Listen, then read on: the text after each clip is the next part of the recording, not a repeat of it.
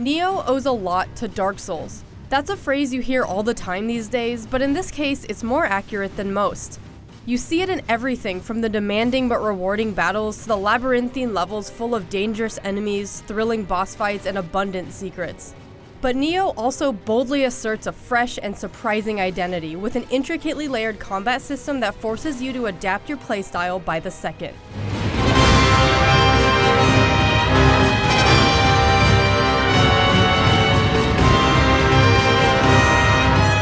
Nioh's story functions mostly as interesting flavor for your adventure.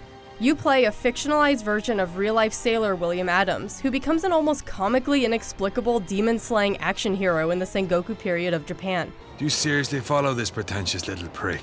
I never felt fully invested in the story itself, but I appreciate the tone it sets. A quirky mix of history and fantasy that brings an unexpected lightheartedness to what would seem like an overly straight-faced action game.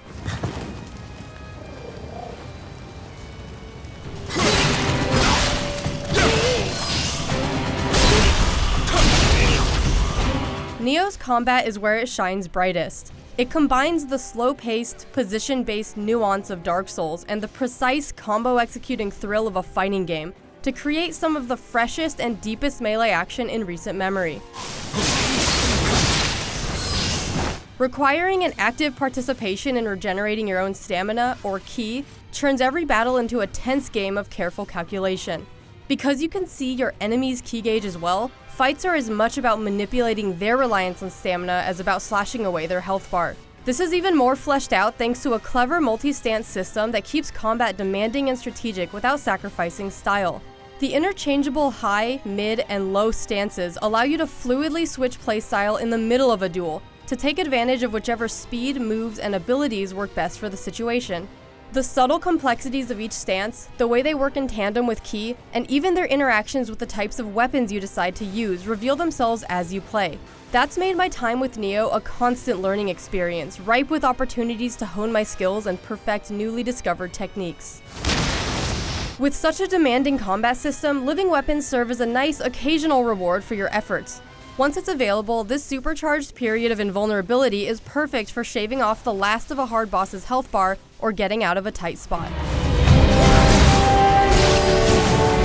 Thanks to intricately designed levels that are dense with a great variety of enemies, I never felt a shortage of situations in which to put my skills to the test. Nioh's Revenant system adds an extra and constantly changing layer of activity to each level by letting you summon and fight NPC versions of fallen players at the site of their deaths.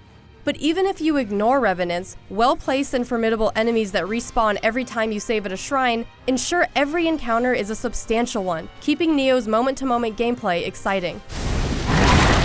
Interesting levels also help avoid the lag of repetition. From wrecked and war-torn villages to trap-filled mansions and eerie forests lurking with demons, each area is brimming with the winding pathways, looping shortcuts, and hidden secrets that make exploration a fun and important part of the journey in both main and optional side missions. Bosses have been especially impressive, ranging from ultra-challenging face-offs with swift-moving humanoids to slow-paced brawls against lumbering demons. Some fights are significantly tougher than others, but even the ones that go by quickly are memorable for their design or inventive use of the boss arena. Be aware that while it's fun and easy to summon friends to help you through difficult sections, co-op can make even the toughest boss a little too easy. Luckily, Nioh's answer to that are its Twilight missions, ultra-challenging, replayable versions of missions you've already completed.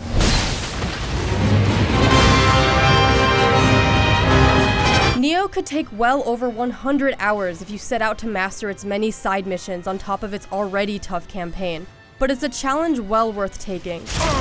The way it builds on its most obvious inspirations with a highly refined combat system and an unexpectedly charming yet gritty style all its own allows it to boldly carve out its own identity, standing as a shining example of what action RPGs can be. For more on Nioh, check out the first 17 minutes, the action mode vs movie mode graphics comparison, and 7 reasons why Nioh is not just a Dark Souls clone.